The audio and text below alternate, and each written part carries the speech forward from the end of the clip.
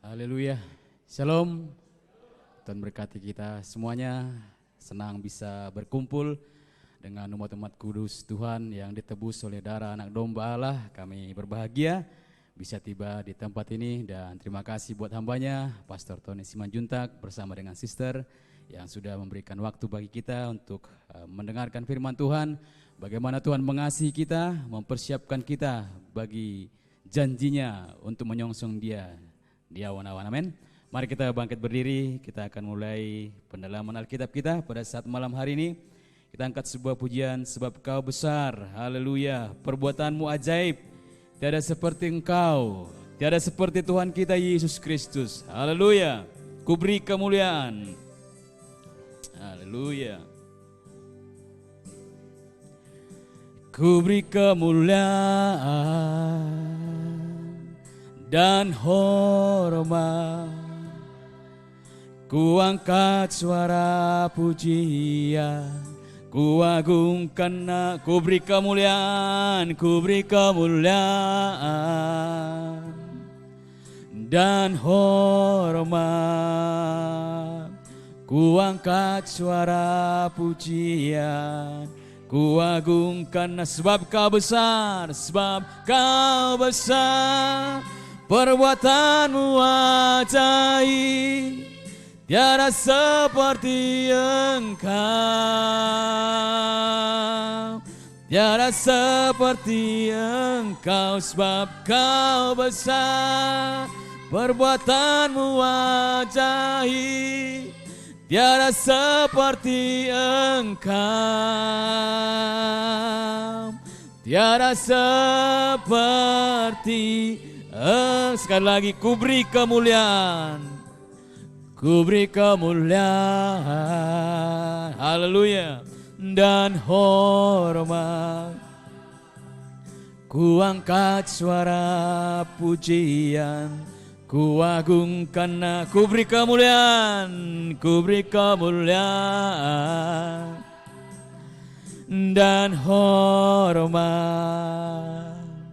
ku angkat suara pujian, sebab Kau besar, sebab Kau besar, perbuatanmu ajaib, tiada seperti Engkau, haleluya, tiada seperti Engkau, sebab Kau besar, perbuatanmu ajaib, tiada seperti Engkau, tiada seperti Engkau, tiada seperti tiada seperti Engkau, tiada seperti, sekali lagi, tiada seperti Engkau, tiada seperti Engkau, haleluya, haleluya. Terima kasih Tuhan, Engkau besar Allah kami, yang mengasihi kami Yesus, haleluya, haleluya. Terima kasih Tuhan, sebab Kau besar, kami beri kemuliaan, hormat, pujian bagi nama-Mu Yesus, haleluya, haleluya. Terpujilah nama-Mu Tuhan. Terima kasih Yesus, terima kasih Bapa. Oh haleluya, haleluya. Glory, glory Yesus. Terima kasih, kemuliaan hormat bagi nama-Mu, penebus kam kerabat kami, Tuhan dan Juru Selamat kami. Terima kasih. Glory, glory, haleluya, haleluya, haleluya. Sebab Kau Allah kami yang agung. Glory, glory, glory, haleluya. Haleluya, haleluya. Terima kasih Bapa. Oh Engkau Allah yang bertahta di atas pujian kami Yesus. Haleluya. Glory, glory, haleluya. Terima kasih Tuhan. Terima kasih Bapa. Haleluya, haleluya. Oh kemuliaan bagi-Mu. Haleluya, haleluya Yesus. Oh glory, glory. Glory, haleluya. Haleluya, haleluya, haleluya. Ayo Yesus. Glory, glory, haleluya. Sebab kau besar, perbuatanmu ajaib, tiada seperti Engkau. Haleluya. Tiada seperti Engkau, sebab kau besar, perbuatanmu, sebab kau besar. Tiada seperti Engkau, tiada seperti Engkau Yesus. Tiada seperti Engkau, tiada seperti Engkau. Haleluya, haleluya. Terpujilah nama Tuhan kita, amin. Sungguh hanya Dia yang besar, Allah kita. Dia yang besar di surga, tapi Dia mau merendahkan hati menjadi hamba dan mati tersalib untuk dosa-dosa kita, amin. Terpuji nama Tuhan kita. Saya mengundang Barbarus untuk berdoa, untuk membuka pertemuan kita pada saat malam hari ini. Haleluya. Kita sama-sama berdoa. Bapa yang baik, Bapa yang di surga, ini pengakuan dari dasar hati kami Tuhan. Kau begitu besar Tuhan, Kau ajaib Tuhan, Kau sangat mulia Tuhan. Di zaman ini Tuhan, di zaman di mana Engkau membukakan rahasia-rahasiamu bagi kami Tuhan, sehingga kami benar-benar mengenal-Mu dengan baik Tuhan. Sehingga Tuhan kami percaya bukan dengan kata orang Tuhan, tapi kami benar-benar Tuhan percaya Bapa, oleh benar-benar disingkapkan oleh kebenaran firman-Mu, rahasia-rahasiamu diberitahukan kepada kami Bapa, sehingga Tuhan kepercayaan kami bukan kepercayaan yang disusun oleh dogma, tradisi dan lain sebagainya, tetapi kami benar-benar percaya Tuhan, karena Roh Kudus-Mu membukakan rahasia firman-Mu, menuntun kami kepada kebenaran lepas kebenaran Tuhan, sehingga kami benar-benar Tuhan memperoleh kemerdekaan yang sesungguhnya ya Tuhan, oleh penyingkapan rahasia firman-Mu Tuhan. Bapa yang baik, Bapa yang di surga, satu kerinduan kami pada malam hari yang indah ini Tuhan. Ketika kami datang pada hari ini Bapa, satu kerinduan kami ingin benar-benar mengenal-Mu dengan baik Tuhan. Kami ingin benar-benar Tuhan mengenal rencana-Mu Tuhan di dalam hidup kami Bapa. Bapa yang baik, Bapa yang di surga, hamba berdoa Tuhan, bagi setiap orang-orang kudus-Mu yang hadir pada saat ini Tuhan, Tuhan senantiasa membuka hati mereka Tuhan Yesus, memberikan pengertian akan firman-Mu yang disampaikan Tuhan, sehingga firman-Mu yang diterima pada saat ini Tuhan, benar-benar menjadi satu kehidupan dalam hidup mereka Bapa, benar-benar menjadi satu aplikasi dalam hidup mereka Bapa, sehingga Tuhan ketika mereka mendengar firman-Mu Tuhan, maka mulai mereka Tuhan Yesus mengalami satu perubahan lepas perubahan Tuhan. Tidak seperti tahun 2000, tidak seperti tahun 2000 yang sudah lewat Tuhan, tetapi kami mau berubah memasuki tahun 2021 Tuhan dengan kehidupan yang baru oleh penyingkapan kebenaran firman-Mu Tuhan. Kami berdoa Tuhan Yesus, Tuhan kami serahkan ibadah kami dalam tangan kasih kuasa-Mu, awal pertengahan sampai akhirnya Tuhan. Roh Kudus-Mu Tuhan, dan berkati Tuhan hamba-Mu yang akan mengajar kami, hamba-Mu yang akan menyampaikan firman-Mu, isi hati-Mu Tuhan. Tuhan, di mana Tuhan mempercayakan pesan yang mulia bagi hamba-Mu yang akan memulihkan orang-orang kudus-Mu di zaman ini ya Tuhan. Tuhan, biarlah Tuhan Yesus pesan itu tertancap Tuhan di dalam setiap kehidupan orang-orang kudus-Mu Tuhan, sehingga ketika mereka pulang dari tempat ini, mereka mengalami Tuhan Yesus pemulihan pribadi lepas pribadi Tuhan. Terima kasih Tuhan, berkati hamba-Mu yang memimpin kami dalam pujian Tuhan. Berkati saudara kami yang mulia ini ya Tuhan. Terima kasih Tuhan, kami serahkan ibadah kami dalam tangan kasih kuasa-Mu. Di dalam nama Tuhan Yesus Kristus yang mulia, kami sudah berdoa dan mengucapkan syukur. Haleluya, haleluya, amin. Haleluya, silakan duduk saudaraku terkasih. Baik, kita akan mempersiapkan hati kita buat firman Tuhan yang akan disampaikan oleh hambanya. Kita akan angkat sebuah pujian lagi dan saya langsung serahkan kepada hambanya. Ku masuk ruang Maha Kudus dengan darah anak domba. Haleluya.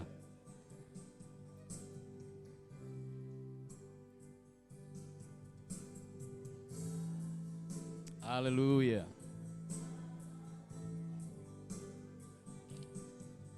Ku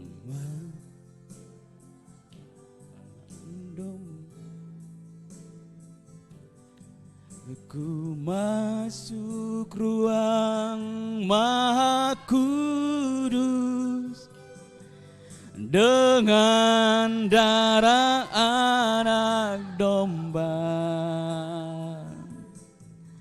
Ku masuk dengan hati tulus, menyembah yang Maha Kuasa. Ku menyembah, ku menyembahmu,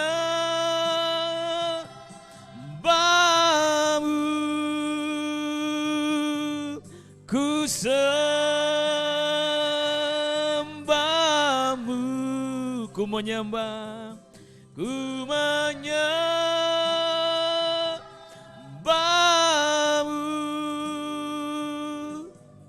ku sembahmu,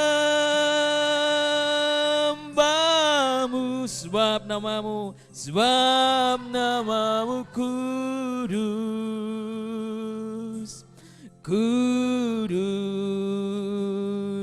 Tuhan, sebab namamu kudus, kudus, kudus tuh, sebab namamu, saya serahkan kepada hambanya, sebab namamu kudus. Haleluya.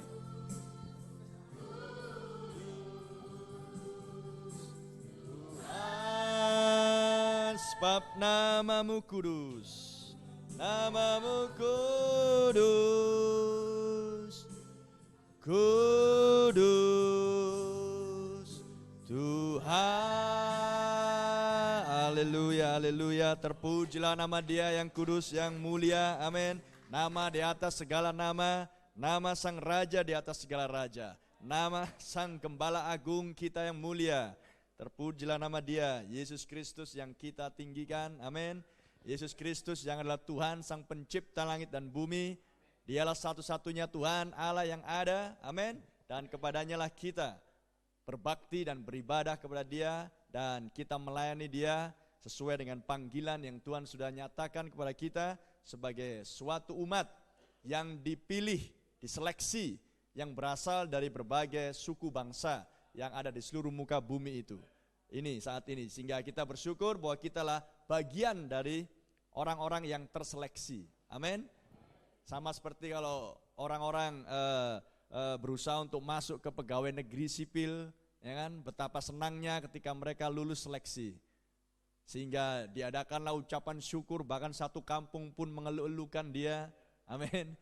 Jadi gimana kalau itu adalah seleksinya dari Sang Pencipta langit dan bumi, Tuhan sendiri yang memilih saudara dan saya, amin. Tanpa kita pernah berusaha untuk memilih dia, dia yang memilih kita, amin. Terpujilah nama Tuhan. Adakah di sini dari sejak kecil bercita-cita saya mau jadi mempelai wanita? Ada? Tidak ada seorang pun di antara kita yang dari sejak kecil punya cita-cita, nanti kalau saya sudah besar, saya akan jadi mempelai wanita. Tidak ada itu. Jadi insinyur, jadi presiden, jadi perdana menteri, ya kan? Jadi orang kaya, orang sukses. Itulah cita-cita kita. Tapi Tuhan sudah memilih saudara sebelum dasar dunia ada, bahwa kita harus menjadi bagian dari mempelai wanita Yesus Kristus di akhir zaman ini. Tidakkah kita senang? Tidakkah kita berbahagia? Tidakkah kita bersuka cita? Tidakkah kita bangga memiliki Tuhan yang seperti itu? Dan kemudian muncul pertanyaan dari dalam diri kita, siapakah aku ini Tuhan?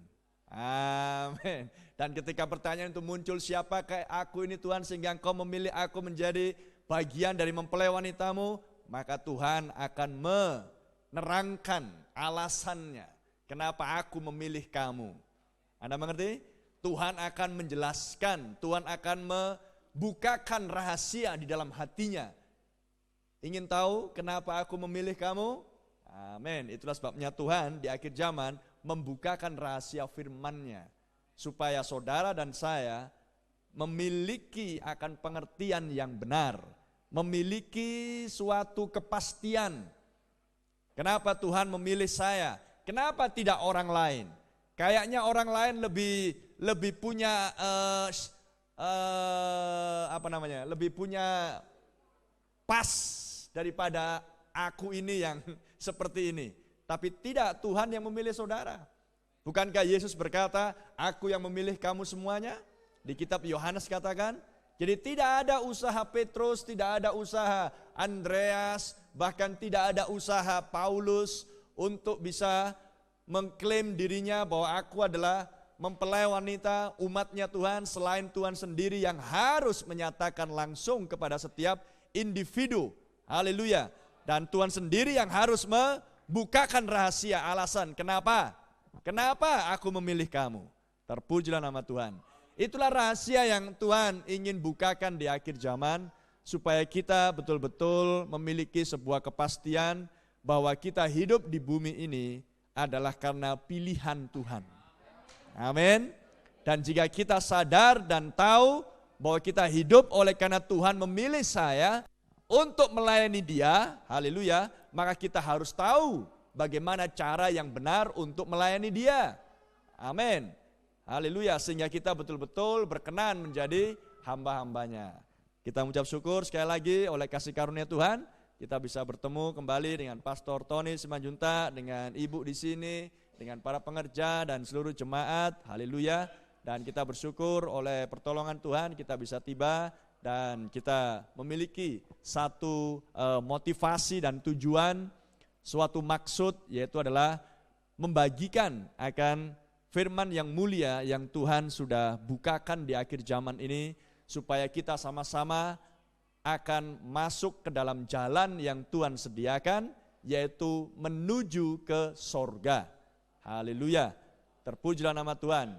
Dan saya percaya dimanapun orang Kristen pasti ingin menuju ke sorga. Bahkan di luar Kristen pun orang ingin menuju ke sorga. Tapi Yesus mengatakan, akulah jalan, kebenaran, dan hidup. Menuju ke surga hanya lewat Tuhan kita Yesus Kristus. Dan inilah yang ingin kita tahu. Apa sih yang diucapkan oleh Tuhan kita Yesus Kristus? Amin. Sehingga kita akan mengerti jalan yang dimaksudkan. Terpujilah nama Tuhan. Mari kita bangkit berdiri untuk pembacaan nas kitab suci. Saya hanya sedang berpikir-pikir tadi yang mana yang mau saya sampaikan. Karena banyak hal yang bisa kita bicarakan, dan sepanjang apa yang kita bicarakan adalah nas kitab suci, itu pasti akan memberikan suatu kegairahan dan memberikan suatu sukacita di dalam hati kita. Haleluya. Puji nama Tuhan. Mari kita tundukkan kepala dan hati kita sejenak untuk berdoa. Bapa di surga, kami mengucap syukur sekali lagi dan berterima kasih Engkau yang sudah mempertemukan kembali dengan hamba-Mu yang rendah hati ini Tuhan. Pastor Tony di sini bersama dengan keluarga dan seluruh jemaat. Baik juga bersama dengan hamba-Mu Brother Barus di sini Tuhan, dari Kabanjai Tuhan. Kami mengucap syukur Tuhan, Engkau yang sudah menolong kami di dalam perjalanan. Dan sekarang kami ingin menikmati Tuhan waktu ini Tuhan, yang sangat berharga. Di saat-saat yang terakhir menjelang kedatangan-Mu yang tidak akan lama lagi, di mana kami Tuhan ingin melihat diri kami secara khusus, baik hamba-Mu sebagai pastor, baik Pastor Tony di sini, baik Pastor Barus Tuhan, kami ingin melihat juga keluarga dan seluruh jemaat yang Kau percayakan digembalakan Tuhan. Kami sama-sama berada di dalam kondisi pengangkatan Tuhan, di dalam kondisi Tuhan, di dalam kondisi di mana kami siap Tuhan. Kapanpun Engkau datang, kami adalah orang-orang yang akan masuk ke situ Tuhan. Ke tempat yang akan Kau bawa kami, di mana Engkau sudah berjanji, di rumah Bapakku banyak rumah-rumah besar, dan kesitulah Tuhan Engkau akan membawa kami ke sana. Itu sebabnya Tuhan, semuanya itu membutuhkan sebuah persiapan. Dan kami bersyukur di akhir zaman ini Tuhan, menjelang kedatangan-Mu yang tidak lama lagi, Engkau memberikan sebuah pesan persiapan Tuhan. Sehingga dari pesan persiapan yang Engkau kumandangkan Tuhan, melalui hamba-Mu yang sudah Engkau utus Tuhan, Nabi Elia di akhir zaman, maka kami dibuat mengerti dari waktu ke waktu Tuhan. Kami dibuat Tuhan melihat dari waktu ke waktu Tuhan, jalan-jalan yang harus kami jalani, bahwa kami harus setuju dan selaras dan cocok dengan setiap firman-Mu Tuhan. Oh Tuhan, itu sebabnya pertemuan kecil pada malam hari ini Tuhan kami serahkan dalam tangan-Mu.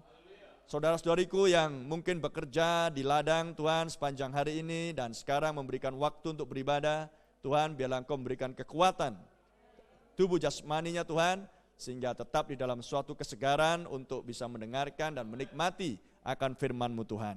Berkati kami semuanya Tuhan Yesus. Berkati secara khusus hamba-Mu di tempat ini yang menggembalakan Tuhan. Haleluya. Dan hamba-Mu yang Kau pakai untuk menjadi instrumen-Mu pada saat ini Tuhan. Terima kasih Bapa, kami mohonkan dan kami berdoa dan menyerahkan pelayanan firman ke dalam tangan pimpinan-Mu di bawah inspirasi dan pengilhaman Roh Kudus-Mu. Dalam nama Tuhan Yesus kami berdoa. Amin. Kita baca di Yohanes 1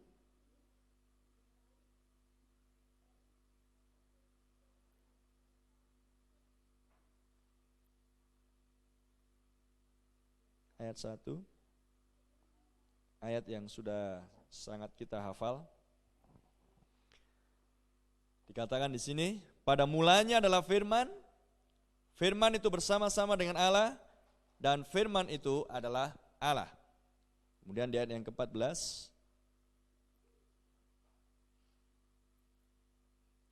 firman itu telah menjadi manusia dan diam di antara kita, dan kita telah melihat kemuliaannya, yaitu kemuliaan yang diberikan kepadanya sebagai anak tunggal Bapa, penuh kasih karunia dan kebenaran. Terpujilah nama Tuhan, silakan duduk. Tuhan memberkati pembacaan firman-Nya.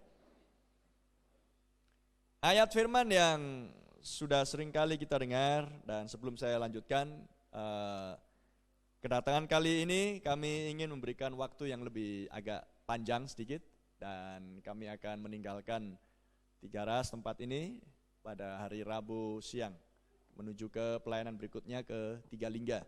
Jadi kita masih punya waktu malam ini, besok malam, dan Rabu pagi kita masih bisa sharing, fellowship, amin.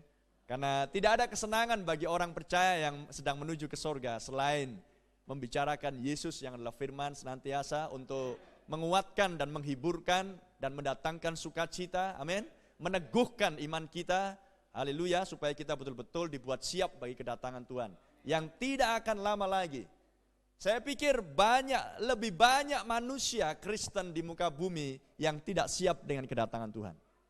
Tapi kita ingin, seperti firman Tuhan katakan, kita harus menjadi orang-orang yang siap bagi kedatangan Tuhan. Sama seperti sebuah ilustrasi yang berbicara tentang seseorang penumpang di stasiun kereta api yang sedang menunggu kereta api lewat untuk membawa mereka ke tujuan mereka. Maka sementara karena saya tinggal besar juga di Jakarta, jadi terbiasa naik kereta api Jabotabek. Banyak orang di situ berkerumun menunggu kereta api untuk menuju ke kantor atau dari kantor pulang ke rumah masing-masing. Dan berbincang satu dengan yang lain sambil menunggu kereta api datang. Tetapi satu hal yang pasti, ketika kita sudah melihat tanda-tanda kereta api akan datang, dan kemudian lampu kelap-kelip dari stasiun, dan kemudian suara panggilan dari kepala stasiun mengatakan atau pengawas stasiun, tidak lama lagi, 5 menit lagi kereta api akan tiba di stasiun ini, penumpang diharapkan untuk mempersiapkan dirinya masing-masing, amin. Maka ketika kita melihat tanda-tanda itu, maka seharusnya kita sudah mulai berhenti untuk bincang-bincang dan segera mengambil posisi di tempat di mana pintu gerbong kereta api sudah ditetapkan posisinya. Misalkan Anda di sana asik ngobrol, pintu kereta api di sebelah sini, maka saudara kan bisa tertinggal kereta api. Jadi Anda harus datang dari sana menuju ke tempat yang sudah disediakan, karena di situ pintunya akan dibuka, tidak di sembarang tempat. Memang begitulah prosedur kereta api. Karena kita bukan naik bus, kalau bus bisa aja di mana aja, mau di halte, mau di jalan, bisa langsung lompat. Ini kereta api, Anda harus di posisi di mana pintu kereta api akan dibuka. Maka Anda harus, ketika Anda mendengar pengumuman itu, maka Anda harus berhenti untuk bincang-bincang, ambil kopormu, Persiapkan segala sesuatunya, bergerak menuju ke tempat di mana pintu akan dibuka, dan ketika kereta api datang berhenti, maka Anda akan bisa masuk dan Anda sampai ke tujuan. Tapi bagi mereka yang masih asik aja ngobrol, bahkan masih santai, masih 5 menit lagi, masih 3 menit lagi ya. Apalagi kemudian, tolong beli dulu kacang goreng dulu atau kerupuk cemilan dulu biar asik dulu kita ngobrolnya. Anda akan ketinggalan. Begitu banyak nanti orang-orang, tanda kutip, orang-orang Kristen yang akan ketinggalan pengangkatan. Ya, dan ini sangat serius. Akan banyak orang Kristen yang mengaku dirinya Kristen yang akan ketinggalan kereta api sorgawi. Ya, secara khusus adalah aliran Roh Kudus. Karena kalau aliran Roh Kudus Pentakosta Karismatik ini kan dikit-dikit bicaranya Tuhan mau datang, Tuhan mau datang, ruang Maha Kudus, ya kan gitu kan? Kalau yang lain di luar karismatik nggak seperti itu bicaranya. Tapi saya mau katakan, tidak akan banyak yang masuk ke pengangkatan. Jadi kita adalah orang-orang yang tentunya tidak mau menangis. Karena kalau saudara sudah punya tiket, hendak menuju ke kota lain, naik kereta api atau naik pesawat, tapi kemudian pesawatnya sudah pergi, kereta apinya sudah lewat, Anda hanya menangis. Satu, rugi. Kedua, tidak akan bertemu dengan orang-orang yang Anda kasihi, yang sedang menanti di sana. Kenapa? Banyak hal, macet di jalan, asik ngobrol, lupa jam, dan lain sebagainya. Kita seharusnya tidak seperti itu. Jika saudara-saudari ingin pengangkatan dan kita menjadi bagiannya, mari kita lebih serius lagi. Amin. Di dalam segala sesuatunya. Anda serius berladang, siapa yang enggak serius berladang di sini enggak usah berladang. Amin. Karena saudara enggak akan bisa dapat panen yang baik nanti. Karena berladang adalah juga menjadi suatu hal yang pekerjaan mencari nafkah. Anda serius berladang. Maka kalau kita sedang akan dijanjikan pengangkatan menuju ke surga, perjamuan kawin malam anak domba. Kalau saudara serius berladang, seriuslah bahwa Anda akan menjadi bagian yang akan menuju ke sana. Amin. Kita harus serius, kita harus sungguh-sungguh, kita harus waspada, kita harus berjaga-jaga. Haleluya. Karena tanda-tanda di sekeliling sana sudah memperlihatkan bahwa kedatangan Tuhan sudah tidak akan lama lagi. Tetapi sebelum Tuhan datang, Dia harus memberikan sebuah pesan. Pesan peringatan. Pesan persiapan. Supaya umatnya tidak akan gagal. Umatnya tidak akan tertinggal di bumi. Amin. Tetapi jika pesan peringatan dan pesan persiapan itu diabaikan, maka pesan itu bukan lagi pesan peringatan dan pesan persiapan, dan bukan lagi pesan kasih karunia, tapi berubah menjadi pesan penghakiman, pesan murka. Ada amin? Itulah sebabnya kita ingin betul-betul berada di dalam kasih karunia Tuhan, dan Rasul Petrus mengatakan, bertumbuhlah di dalam kasih karunia. Haleluya. Rasul Paulus katakan, bertumbuhlah di dalam pengenalanmu akan misteri Allah.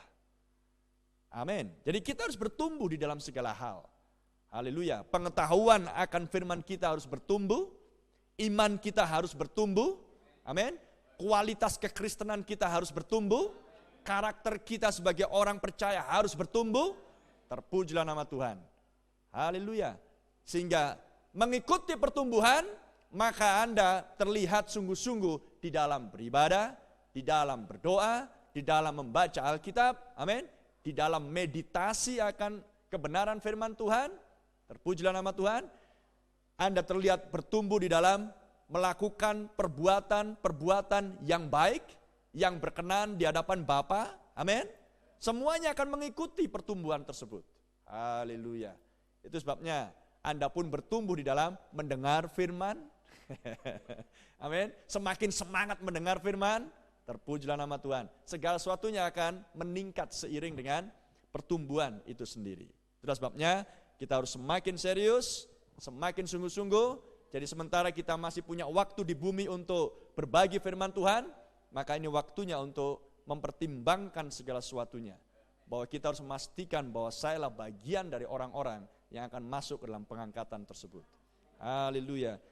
Haleluya, karena dunia sedang mempersiapkan dirinya untuk menerima murka Tuhan. Tetapi mempelai wanita sedang mempersiapkan dirinya untuk berjumpa dengan sang mempelai pria. Haleluya. Dan saya bacakan di sini dari Yohanes 1 ini, ayat yang sederhana, tapi cukup dalam jika kita merenungkan lebih dalam lagi. Karena persepsi atau cara pandang atau pengertian dari banyak orang-orang Kristen, gerejawi, itu salah terhadap Yesus Kristus. Kalau saudara bicara tentang Yesus Kristus, langsung pandangan orang Kristen tertuju kepada gambar Tuhan Yesus. Di satu sisi itu benar, karena tadi dikatakan firman itu menjadi manusia. Tapi sebelum firman itu menjadi manusia, apa yang dikatakan di Yohanes 1 ayat 1? Pada mulanya adalah firman. Firman adalah logos. Pada mulanya adalah firman. Firman itu bersama-sama dengan Allah, dan firman itu adalah Allah sendiri. Dan bahkan sebelum dia Allah, dia bukan Allah. Dia adalah Elohim. Dia disebut Allah sesudah ada yang menyembah.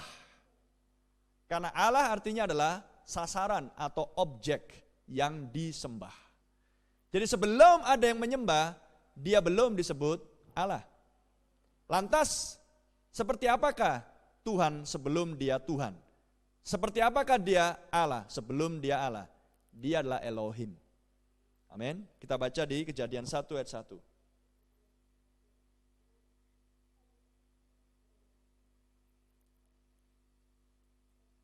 Kejadian 1 ayat 1. Pada mulanya Allah menciptakan langit dan bumi. Ada berapa pencipta? Hanya satu pencipta.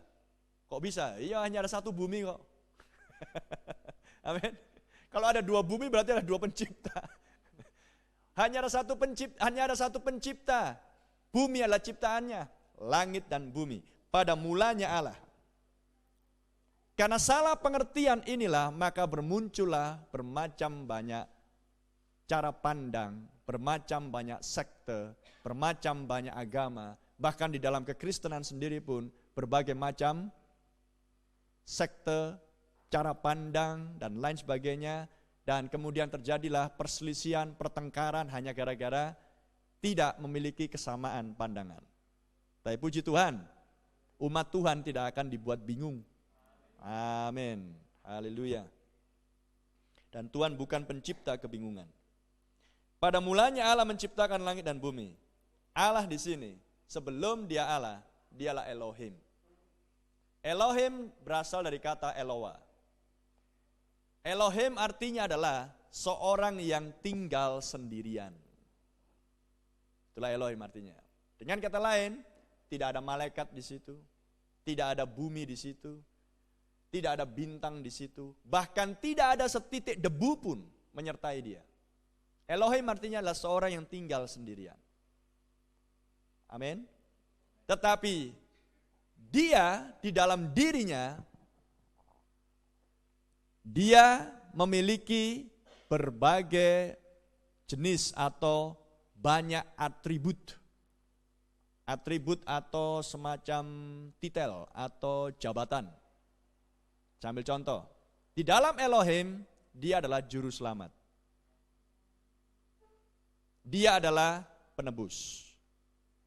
Dia adalah raja. Amin. Dia adalah bunga bakung dari lembah. Dia adalah mawar saron. Dia adalah merpati. Dia adalah singa. Dia adalah anak domba. Dia adalah kota perlindungan.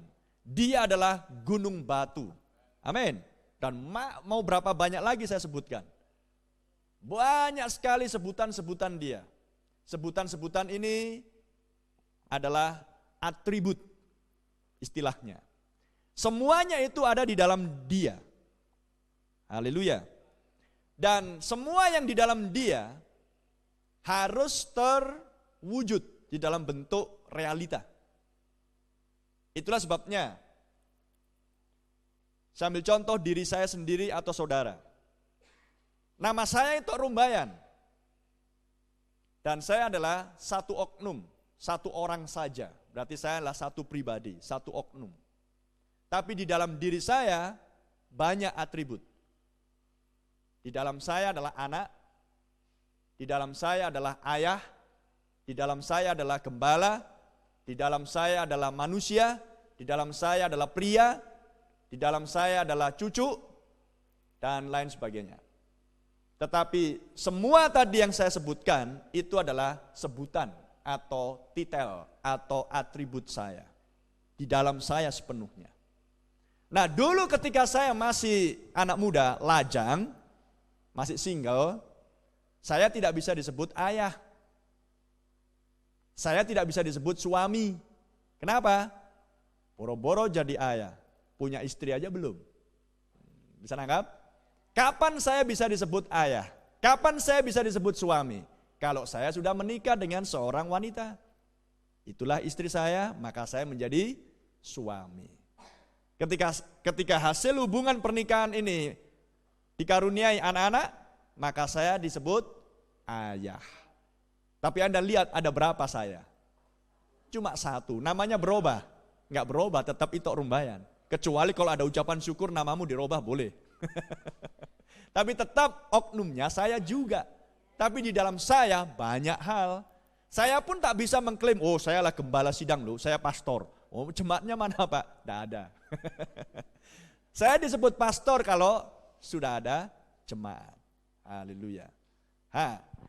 Kalau saudara mengerti prinsip ini, maka Tuhan pun memantulkan dirinya di dalam manusia. Itulah sebabnya Allah yang dulunya tidak terlihat, kemudian menjadi terlihat, dan dia diberi nama Yesus.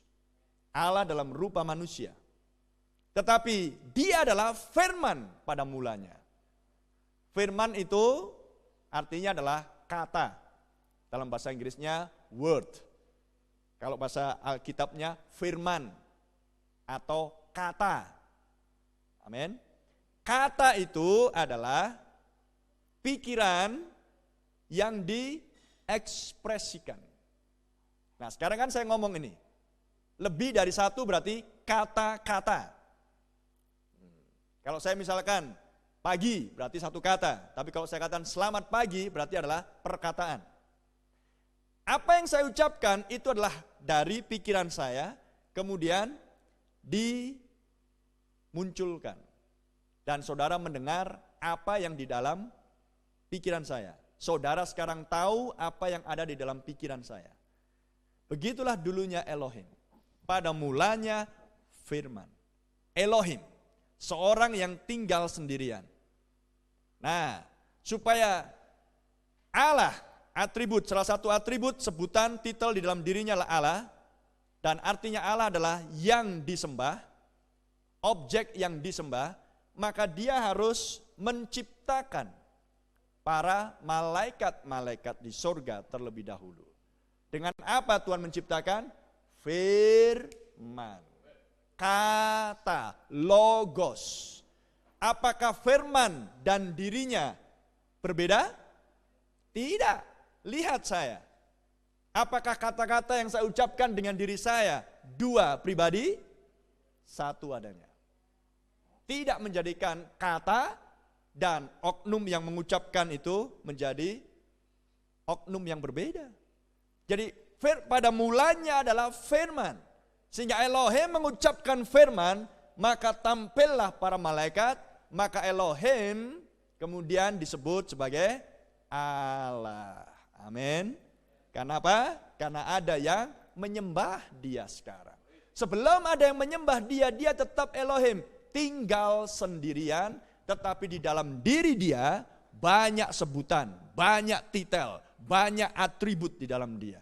Terpujilah nama Tuhan. Sekarang, bukankah Tuhan kita adalah juru selamat? Ada amin? Kapan dia disebut juru selamat? Ini pertanyaan mudah, tapi dalam. Kapan dia disebut juru selamat? Sesudah manusia jatuh ke dalam dosa. Maka Tuhan turun, Adam, di manakah engkau? Apakah perkataan itu akan muncul jika Adam tidak jatuh? Ya tidak akan muncul. Maka lalu apa yang Tuhan kerjakan? Melihat anaknya jatuh ke dalam dosa, dia turun dan dia menjanjikan juru selamat. Amin. Kapan juru selamat tampil? Yesus Kristus mati di Kalvari. Lihatlah anak domba Allah yang menghapus dosa dunia. Amin. Apakah Yesus Kristus dan Allah menjadi dua oknum yang berbeda? Tidak. Pada mulanya firman. Oh, terpujilah nama Tuhan. Amin. Jadi sehingga saudara bisa melihat di sini bahwa Tuhan tidak akan bisa disebut juru selamat kalau tidak ada yang jatuh ke dalam dosa. Sekarang saya tanya sama Bapak sama Ibu. Kapan Bapak Ibu memanggil Tuhan? Tuhan, Engkaulah penyembuhku. Kapan? Kalau lagi sakit kan? Kalau lagi sehat? Engkaulah kekuatanku Tuhan, gunung batuku, haleluya. Tapi kalau lagi sakit, Tuhan, Engkaulah penyembuhku. Jadi kapan saudara memanggil dia penyembuhku? Kalau lagi sakit. Tapi apakah Tuhan penyembuh, Tuhan juru selamat menjadi dua oknum yang berbeda? Tidak, tetap oknum yang sama. Haleluya. Itulah yang disebut titel, itu yang disebut status, itu yang disebut jabatan, itu yang disebut dengan atribut-atribut. Dan kalau kita jabarkan satu demi satu, saya pikir 1 minggu nggak selesai itu. Kapan dia disebut gunung batu, kapan dia disebut sebagai Jehovah Nisi, kapan dia disebut sebagai Bapa, kapan dia bisa nantinya disebut sebagai anak, kapan dia nanti disebut sebagai Roh Kudus. Haleluya. Amin. Tapi semua sebutan-sebutan tadi ada semuanya di dalam diri Elohim.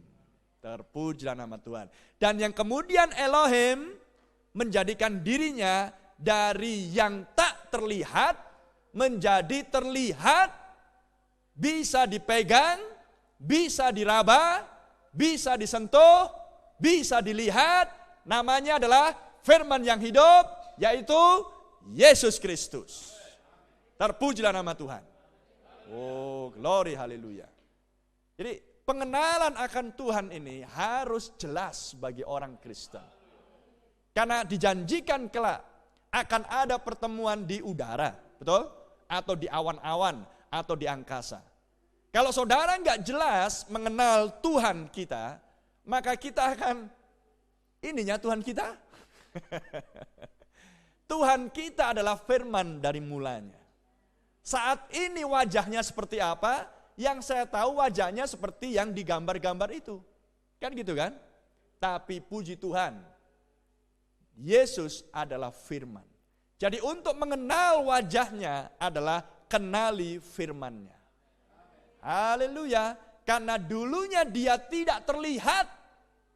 Dia adalah Allah yang kekal. Namun yang kemudian mewujudkan dirinya di dalam suatu tubuh yang kecil dan kemudian berjalan-jalan di muka bumi. Dia tetap Tuhan yang sama. Dia tetap Allah yang sama. Dia tetap adalah Elohim yang sama. Terpujilah nama Tuhan. Haleluya. Itulah sebabnya kita yang hidup sesudah dulu Tuhan berjalan-jalan di bumi di Israel 2000 tahun yang lampau. Saya tidak melihat Yesus secara jasmani. Anda tidak melihat Yesus secara jasmani. Anda tidak memiliki pemahaman yang jelas tentang wajah Tuhan kita pada waktu di bumi. Tapi Roh Kudusnya diberikan untuk menghidupkan setiap firman. Supaya kita memahami dan mengenal Tuhan kita, Juru Selamat kita, Penebus kita lewat tulisan-tulisan nas kitab suci. Karena iman timbul dari pendengaran akan firman Yesus Kristus. Terpujilah nama Tuhan. Itulah sebabnya Tuhan kirimkan pesan persiapan, Tuhan kirimkan penyingkapan rahasia. Yesus Kristus adalah untuk membuat saudara dan saya mengenal Kristus dan Tuhan kita ini melalui firman-Nya. Dan kelak ketika pemahaman dan pengenalan kita sempurna melalui pembukaan rahasia firman, Anda tidak perlu nanti di angkasa kenalan dulu. Ininya Yesus. Wah, itu rumbahan aku. Terima kasih juru selamatku. Anda nggak perlu begitu. Karena ini adalah pewahyuan. Kita baca di Wahyu 1. Khotbah yang terakhir saya khotbah di sini tentang Wahyu 1 kalau nggak salah.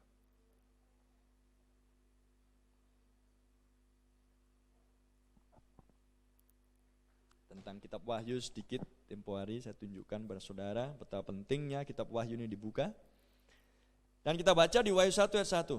Inilah wahyu Yesus Kristus. Terpujilah nama Tuhan. Saya nggak perlu baca semuanya.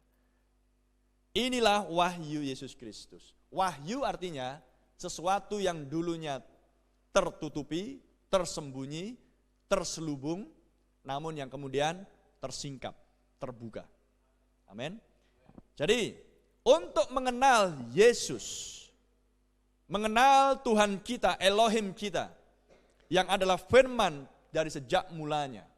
Maka Yesus yang adalah firman yang menjadi manusia, sesudah penyaliban, sesudah dia dikubur, sesudah dia bangkit, dan sesudah dia naik ke surga, dia kirimkan Roh Kudusnya. Dan secara khusus dia melawat rasulnya Yohanes di Pulau Patmos, dia sendiri yang datang. Haleluya.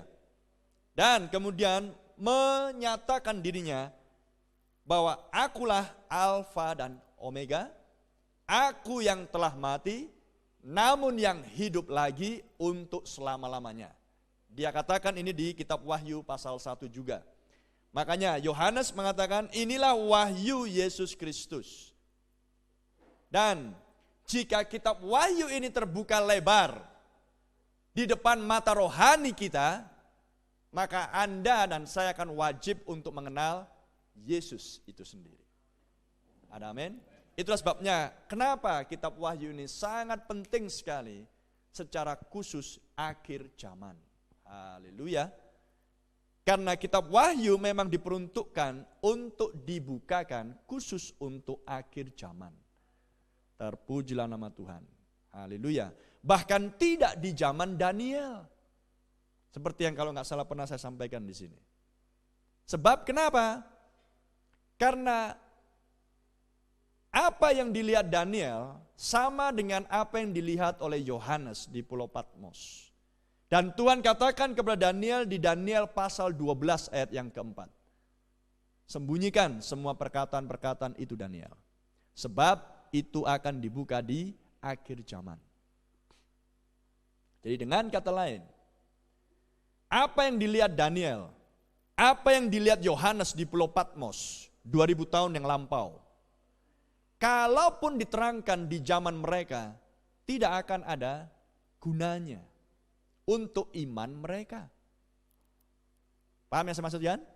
Karena tidak akan terdampak untuk kehidupan kerohanian mereka, sebab penglihatan itu masih sangat jauh, kata Gabriel kepada Daniel, dan Tuhan katakan akhir zaman.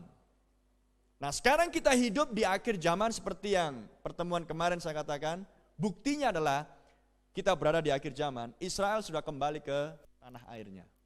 Israel sudah menjadi negara yang berdaulat 72 tahun yang lampau, 1948, dan diakui oleh bangsa-bangsa. Nah, apa yang dituliskan di dua kitab tersebut, Daniel dan Wahyu, inilah waktunya untuk dibuka. Dan ketika dua kitab ini dibukakan secara jelas oleh Roh Kudus, oleh Yesus sendiri, Kristus kita, maka itu akan mendatangkan iman. Amin. Iman untuk kita dibuat mampu meninggalkan dunia ini tanpa mencicip kematian. Oh, terpujilah nama Tuhan. Ada satu orang yang meninggalkan bumi tanpa mencicip kematian di perjanjian lama. Namanya adalah Henok. Ada satu orang di perjanjian lama yang meninggalkan bumi tanpa mencicip kematian. Namanya Elia. Tapi di akhir zaman yang akan meninggalkan bumi tanpa mencicip kematian akan lebih dari satu. Pastikan itu saudara dan saya. Amin. Tetapi untuk seperti Henokh, untuk seperti Elia dibutuhkan iman. Iman yang melampaui tumpang tangan orang sakit sembuh. Iman yang melampaui membangkitkan orang mati menjadi hidup lagi. Iman yang melampaui pujian penyembahan di gereja. Iman yang melampaui rajin datang ke gereja.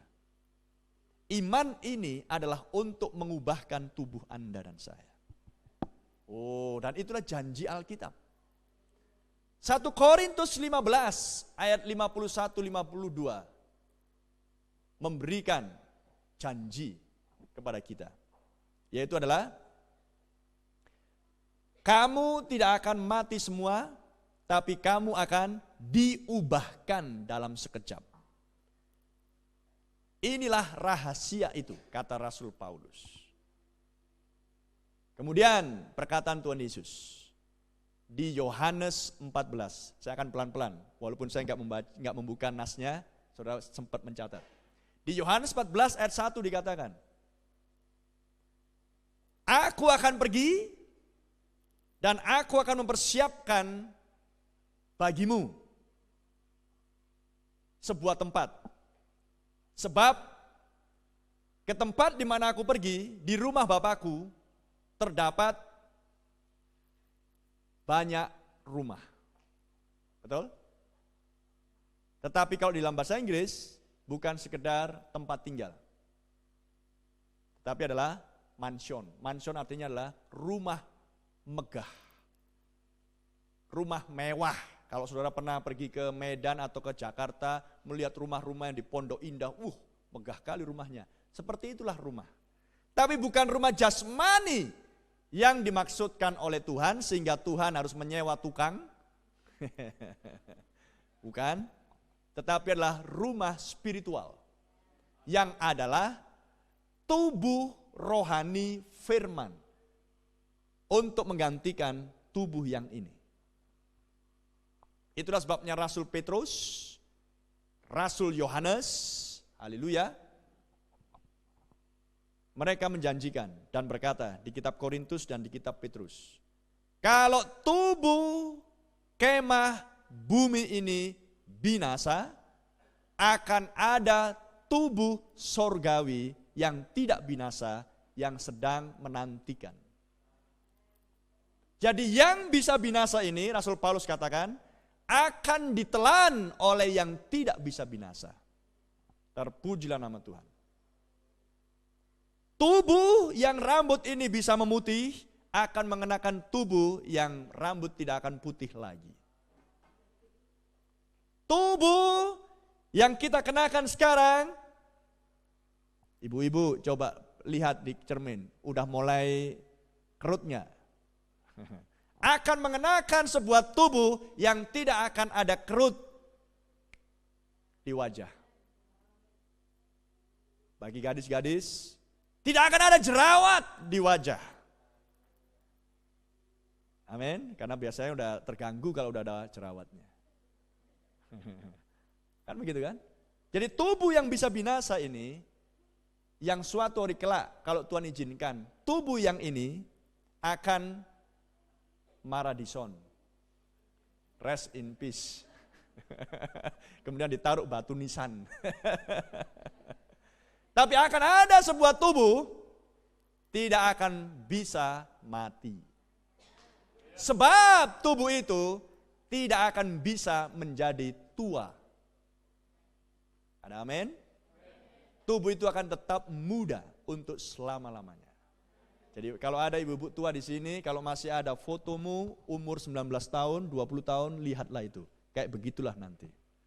Dan kalaupun dulunya 19-20 tahun, ada sedikit bengkoknya atau cacatnya, tubuh yang ini semuanya lurus. Tidak akan ada yang cacat sedikit pun. Terpujilah nama Tuhan. Itulah yang disebut dengan tubuh teofani.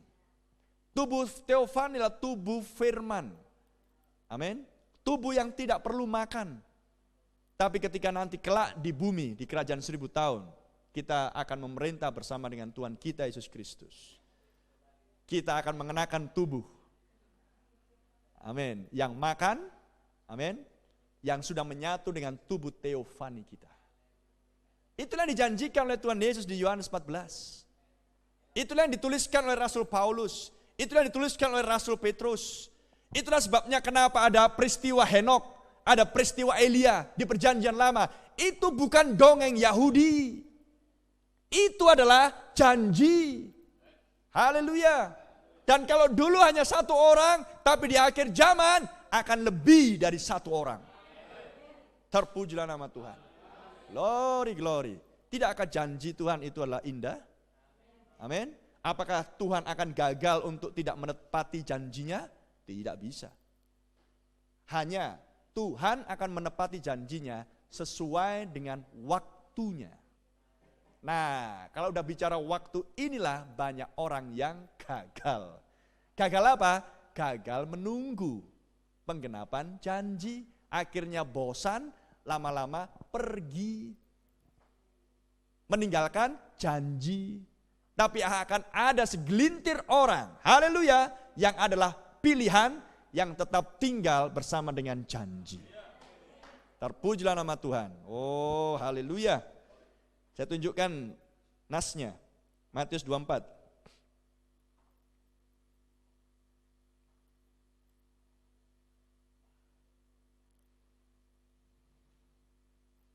Matius 24. Jadi, sebelum saya bacakan di Matius 24, di Wahyu 1 tadi.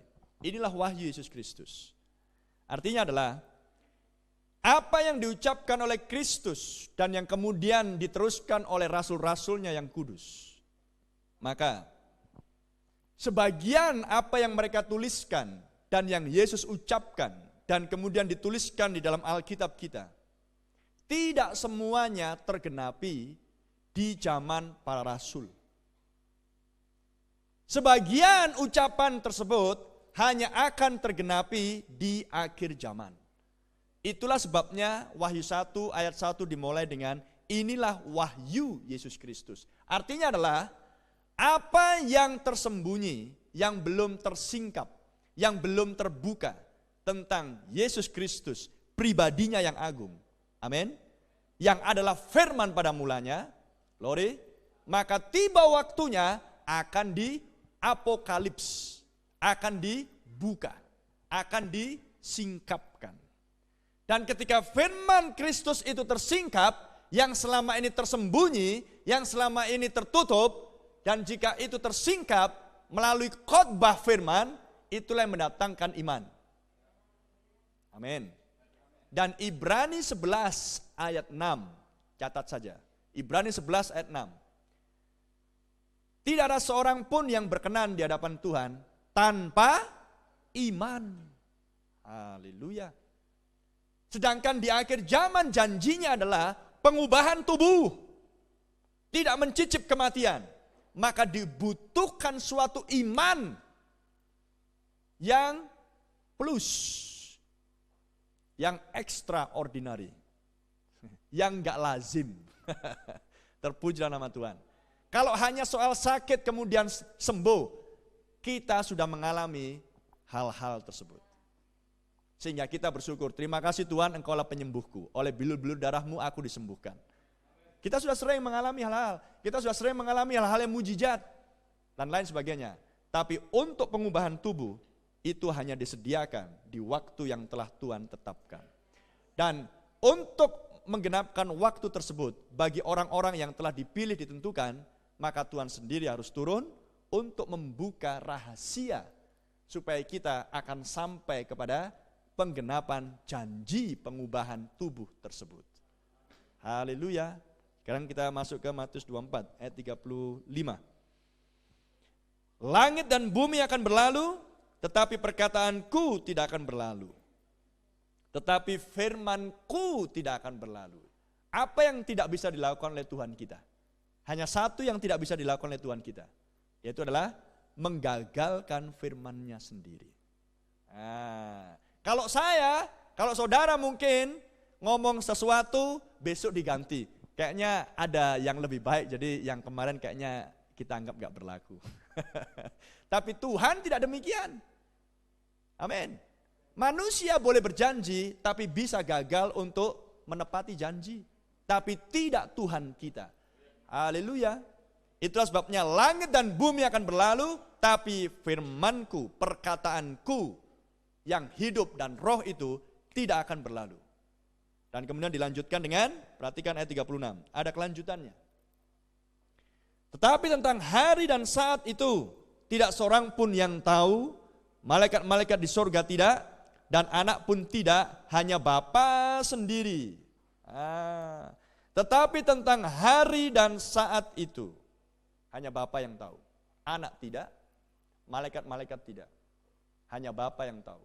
Nah, perhatikan ini. Tentang hari dan saat. Berarti Tuhan sudah menetapkan hari dan saat.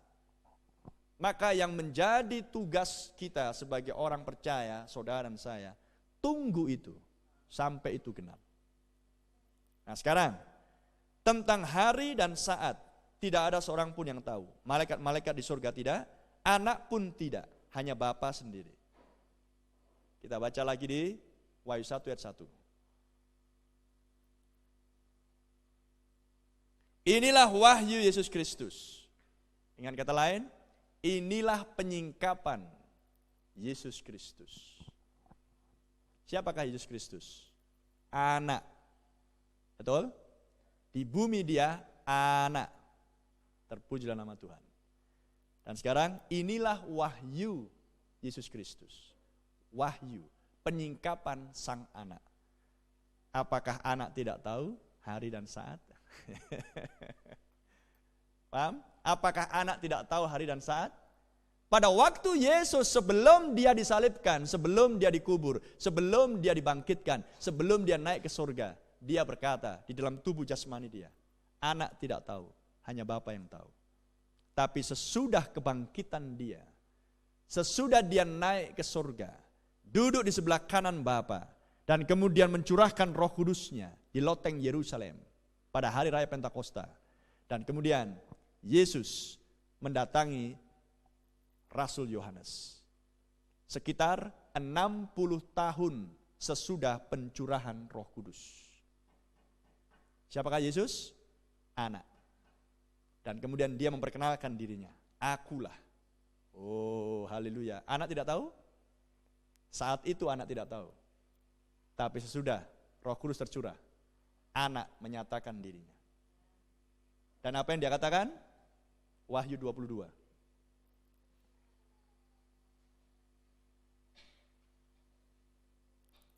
Disinilah banyak orang terkecoh, tertipu oleh karena pengajaran-pengajaran yang selama ini beredar. Gak ada yang tahu. Mana ada orang yang bisa mengerti Tuhan? Padahal Alkitab jelas mengatakan, Henok berjalan erat, bergaul erat dengan Tuhan. Masa Henok gak memiliki pengertian yang benar tentang Tuhannya, yang dia gauli? Renungkan itu. Bisa mengerti yang saya maksudkan? Ya. Perhatikan di Wahyu 22, saya tunjukkan nas-nas ini. Sesungguhnya aku datang segera. Saya gak usah panjang lebar membacakan. Sesungguhnya aku datang segera. Siapa ini? Siapakah aku? Yesus, anak kan? Kemudian ayat yang ke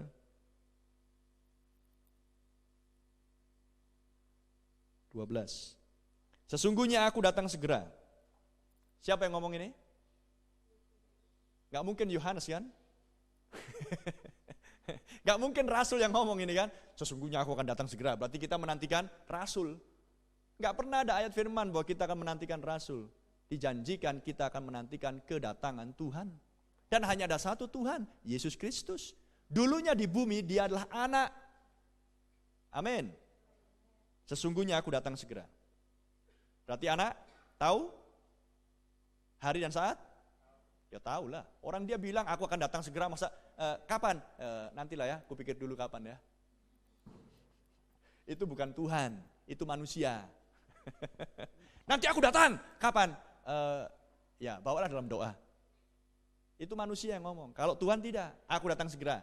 Dia tahu kapan waktu saatnya yang tepat. Dan yang sudah dia janjikan. Amin. Kemudian di ayat yang terakhir. Ayat yang ke-20. Ia yang memberi kesaksian tentang semuanya ini berfirman, ya aku datang segera. Barulah disambut oleh Yohanes. Amin. Datanglah Tuhan Yesus. Amin. Ya, aku datang segera. Anak tahu? Karena anak dan Bapa satu. Yohanes 30 ayat 33. Yesus katakan, aku dan Bapa satu. Atau Yohanes 10 kalau nggak salah itu. Kita baca dulu supaya nggak salah saya.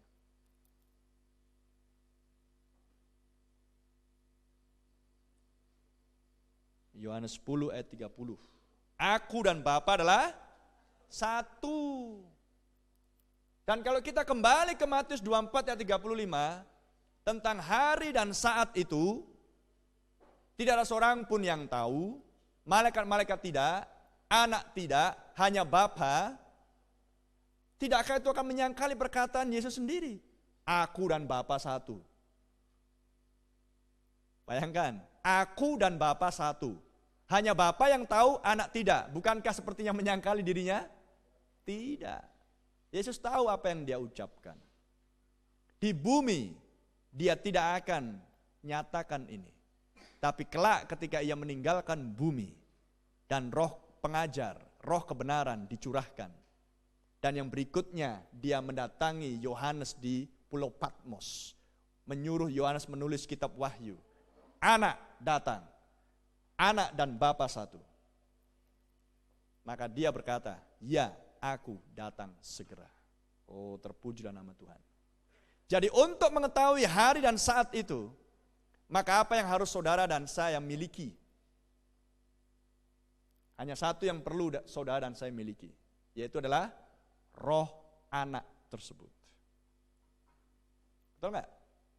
Yang disebut dengan Roh Kudus.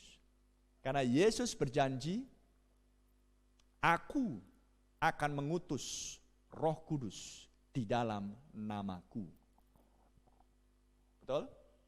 Kemudian Yesus berkata di kitab Yohanes yang lain, aku pada hari itu kamu akan tahu.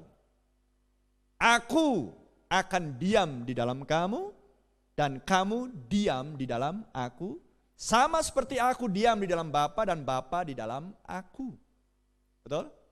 Dan kemudian roh Yesus ini hinggap dan diam di dalam Rasul Paulus, salah satu rasulnya, dan Rasul Paulus katakan, tidak tahukah kamu bahwa tubuhmu adalah bait sucinya Allah, tempat kediaman roh Allah? Terpujilah nama Tuhan. Jadi untuk bisa mengetahui hari dan saat itu ketika Yesus datang yang kedua, apa yang saudara dan saya perlu miliki? Roh Yesus Kristus atau roh Allah atau Roh Kudus. Terpujilah nama Tuhan. Siapakah Yesus? Firman pada mulanya. Firman itu adalah Allah itu sendiri. Yesus adalah Allah dalam rupa manusia. Firman yang menjadi manusia. Dan sekarang jika Yesus dalam rupa Roh Kudus ini diam di dalam saudara dan saya, apakah kita tidak akan tahu kalau Yesus datang? Pasti tahu. Dan untuk tahu Roh Kudus itu, amin, Roh Kudus itu yang diam di dalam sini menjadi pengajar. Kita baca di Yohanes 16.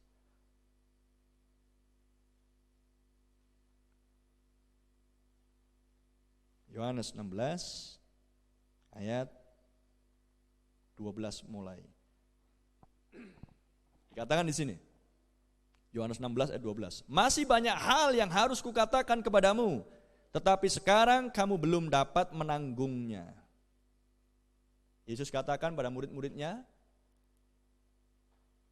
Sekarang pun kukatakan gak ada artinya, kamu gak bisa mengerti. Namun dijanjikan, ayat 13, tetapi apabila ia datang, siapa yang datang? Roh kebenaran. Siapakah roh kebenaran? Yesus sendiri dalam rupa roh. Menjadikan Tuhan berbeda? Menjadikan anak, bapa dan roh menjadi tiga oknum, tiga pribadi yang berbeda? Tidak. Tetap Tuhan yang sama, pribadi yang sama, oknum yang sama. Amin. Pada saat Yesus masih di bumi, dia tidak bisa disebut Roh Kudus, tapi dia adalah Immanuel, anak. Amin. Tapi sesudah Yesus naik ke surga dan turun kembali dalam rupa Roh Kudus, maka Yesus disebut Roh Kudus atau Roh Allah. Dalam hal ini adalah Roh kebenaran. Praise Lord. Sebab Yesus berkata, firman-Mu adalah kebenaran. Dan di kitab Yohanes yang lain, Yohanes 6 atau Yohanes 8, Yohanes 6 kalau nggak salah, dikatakan, perkataan-perkataan yang keluar dari mulutku adalah roh dan hidup. Terpujilah nama Tuhan. Dan sekarang, apa yang dibutuhkan untuk kita bisa memahami dan mengerti janji-janji Tuhan yang tertulis dalam Alkitab? Inilah yang dibutuhkan. Tetapi apabila ia datang, yaitu roh kebenaran, ia akan memimpin kamu ke dalam seluruh kebenaran, sebab ia tidak akan berkata-kata dari dirinya sendiri, tetapi segala sesuatu yang didengarnya, itulah yang akan dikatakannya, dan ia akan memberitakan kepadamu hal-hal yang akan datang. Jadi apa yang dibutuhkan oleh saudara dan saya? Roh Kudus. Amin. Tanpa Roh Kudus, mustahil orang bisa mengerti nas-nas kitab suci. Tidak akan ada orang yang akan bisa mengerti perkataan-perkataan kitab suci. Sebab Rasul Petrus mengatakan di 1 Petrus 1 ayat 20. Coba kita cari. Kenapa kita harus butuh Roh Kudus?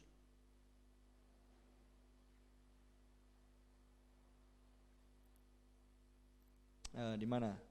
Tidak ada manusia yang bernubuat menuliskan tanpa dorongan roh.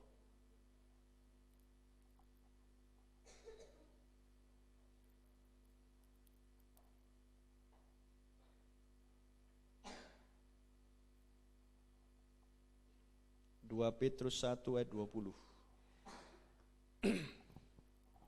Yang terutama harus kamu ketahui ialah bahwa nubuat-nubuat dalam kitab suci tidak boleh ditafsirkan menurut kehendak sendiri. Ada amin? Gak boleh menurut kehendak saya, gak boleh menurut kehendak siapapun. Harus kehendak Yesus Kristus. Sebab, perhatikan, tidak pernah nubuat dihasilkan oleh kehendak manusia, tetapi oleh dorongan Roh Kudus, orang-orang berbicara atas nama Allah. Jadi dorongan siapa para nabi menulis perjanjian lama? Oleh dorongan siapa para rasul menuliskan perjanjian baru? Roh Kudus. Jadi dengan cara apa saudara akan bisa mengerti tulisan nabi dan rasul?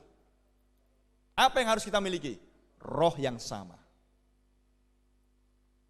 Tanpa roh yang sama itu, yang dulu ada pada nabi, Tuhan Yesus dan rasul, mustahil kita mengerti nas-nas kitab suci.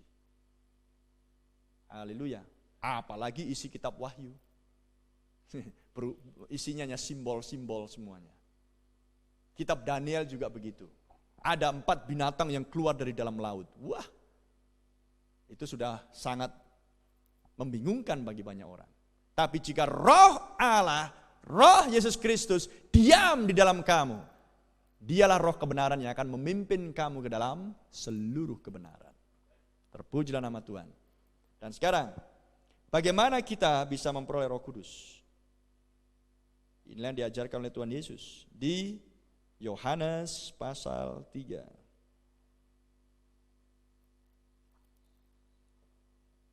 Yohanes 3. Adalah seorang Farisi yang bernama Nikodemus, seorang pemimpin agama Yahudi. Ia datang pada waktu malam kepada Yesus dan berkata, "Rabi, kami tahu bahwa engkau datang sebagai guru yang diutus Allah, sebab tidak ada seorang pun yang dapat mengadakan tanda-tanda yang engkau adakan itu jika Allah tidak menyertainya? Yesus menjawab katanya, aku berkata kepadamu, sesungguhnya jika seorang tidak dilahirkan kembali, ia tidak dapat melihat kerajaan Allah. Lihat, kata Nikodemus kepadanya, bagaimanakah mungkin seorang dilahirkan kalau ia sudah tua? Dapatkah ia masuk ke dalam rahim ibunya dan dilahirkan lagi? Lihat, firman yang keluar dari mulut Yesus, apa yang dikatakan Petrus tadi? Oleh dorongan Roh Kudus, tidak boleh menurut penafsiran manusia, betul? Tapi lihat respon Nikodemus. Emang bisa udah tua begini masuk lagi ke dalam rahim? Penafsiran siapa itu? Siapa Nikodemus? Manusia. Inilah penafsiran manusia kalau tanpa Roh Kudus. Makanya Tuhan menjanjikan, Nikodemus, kamu harus dilahirkan kembali.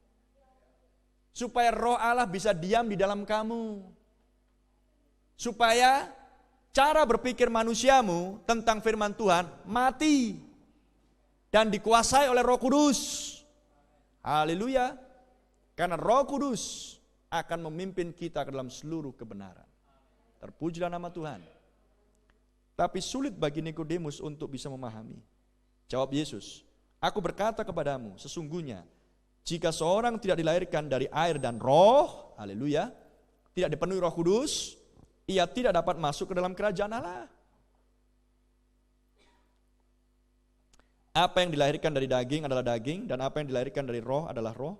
Janganlah engkau heran karena aku berkata kepadamu, kamu harus dilahirkan kembali. Dan kemudian ayat yang ke-9 untuk menghemat waktu. Nikodemus bilang, bagaimanakah mungkin hal itu terjadi? Udah salah ngomong, emang yang kalau udah tua bisa masuk ke rahim ibu lagi? Masih ngomong lagi, salah lagi ngomongnya. Di hadapan siapa? Di hadapan Sang Pencipta langit dan bumi. Masih kali merespon, bagaimana mungkin hal itu terjadi? Masih mungkin pula ditanya. Yesus langsung menghardik, ayat 10. Jawab Yesus, engkau adalah pengajar Israel dan engkau tidak mengerti hal-hal itu. Bayangkan, pengajar Israel, bukan guru agama. Seperti penafsiran orang. Nikodemuslah pengajar Israel. Siapa gurunya? Gurunya Paulus. Gamaliel. Itu juga salah satu pengajar Israel. Tua-tua Israel. Orang-orang yang dipandang mengerti akan nas-nas kitab suci.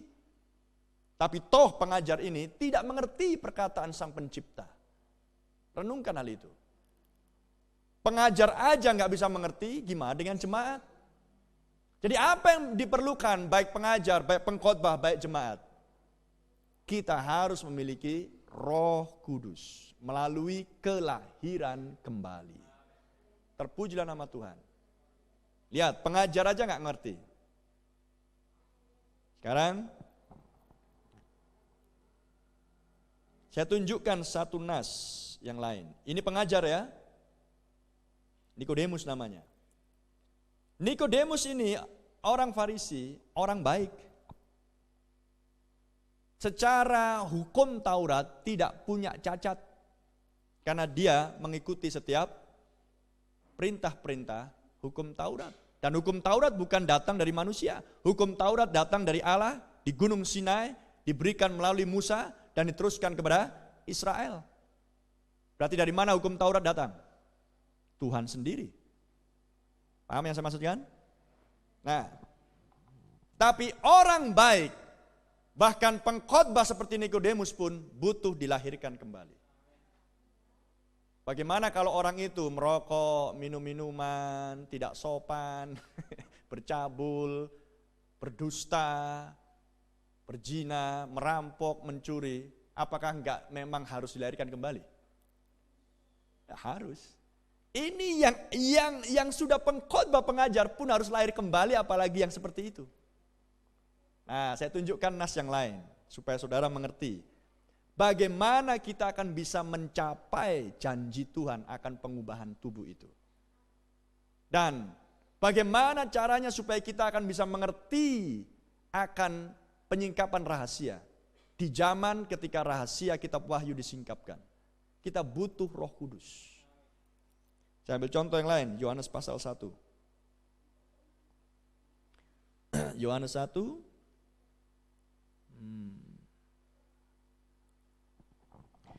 Tentang Natanael.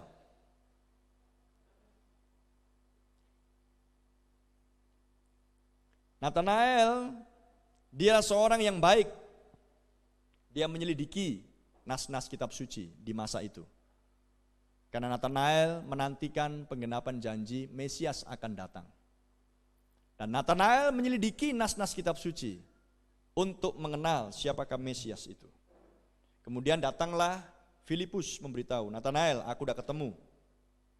Ayat 46. Kata Natanael kepadanya, mungkinkah sesuatu yang baik datang dari Nazaret? Kata Filipus, mari dan lihatlah. Nah, perhatikan di sini. Di sinilah adegannya yang ingin saya tunjukkan pada saudara. Natanael adalah seorang yang sungguh-sungguh berusaha ingin mengenal Mesias. Tapi dia tidak mengenal bahwa Yesus adalah Mesias pada waktu itu.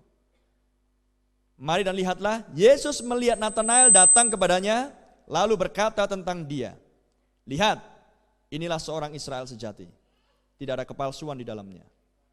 Kata Natanael kepadanya, bagaimana engkau mengenal aku? Jawab Yesus kepadanya, sebelum Filipus memanggil engkau, aku telah melihat engkau di bawah pohon ara. Apa kata Yesus tentang Natanael? Inilah Israel sejati, tidak ada kepalsuan di dalamnya. Berarti Natanael tidak pernah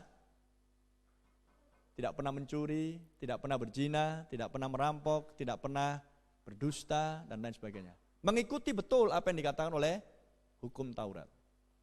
Tapi untuk menerima Yesus, dia pun juga harus dilahirkan kembali. Natanael adalah salah satu yang menerima Roh Kudus yang duduk di loteng Yerusalem. Jadi sama-sama, pengajar harus, jemaat biasa harus, orang baik harus, apalagi orang yang tidak baik. Saya ambil contoh orang baik yang lain, yang harus juga memperoleh Roh Kudus, hidup kekal. Matius 19, pemuda kaya.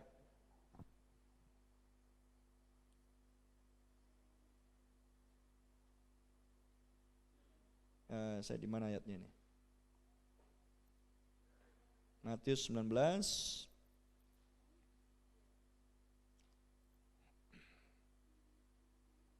ayat 16. Ada seorang datang kepada Yesus dan berkata, Guru, perbuatan baik apakah yang harus kuperbuat untuk memperoleh hidup yang kekal?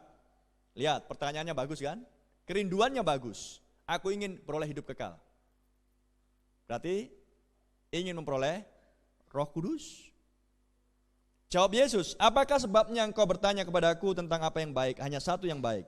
Tetapi jikalau engkau ingin masuk ke dalam hidup, turutilah segala perintah Allah. Turutilah segala perintah Allah. Kata orang itu kepadanya, perintah yang mana? Kata Yesus, jangan membunuh, jangan berzina, dan seterusnya. Apa kata orang ini? Ayat 20. Semuanya itu telah kuturuti. Berarti dia lulus kan? Ya. Apalagi yang masih kurang? Kata Yesus kepadanya, jikalau engkau tidak sempurna, pergilah, jualah segala milikmu, dan berikan itu kepada orang-orang miskin, maka engkau akan beroleh harta di surga. Kemudian datanglah kemari dan ikutlah aku. Mendengar hal itu, pergilah ia dengan sedih sebab banyak hartanya. Enggak mau mengikuti Yesus. Syarat untuk bisa mengenal Yesus, Anda harus dilahirkan kembali. Anda harus dipenuhi Roh Kudus. Jadi, pemuda kaya ini, walaupun dia orang baik, tetap harus dipenuhi Roh Kudus. Tetap harus dilahirkan kembali.